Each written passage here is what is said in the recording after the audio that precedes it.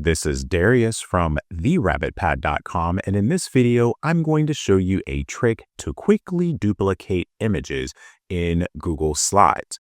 Here I have an image of a star, and let's suppose I want to make multiple copies of that. Most people would copy and paste that image multiple times by clicking on the image, going to edit, selecting copy, and selecting paste, or doing the equivalent keyboard shortcuts. But there's a quicker way to do it. You can actually use the Alt button on a Windows PC keyboard or the Option key on the MacOS keyboard to quickly duplicate this file. So what you do is you press the button on your keyboard, then you click on the image, and then you drag. And when you drag, that picture has been duplicated.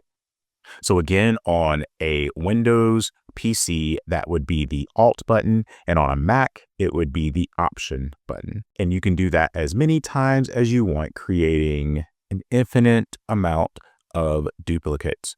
So this video shows you a quick keyboard shortcut to quickly create duplicates of images in Google Slides. If you found this video helpful, please click that like button and subscribe to this channel to view more helpful videos in the future. Also, please be sure to visit my website at therabbitpad.com.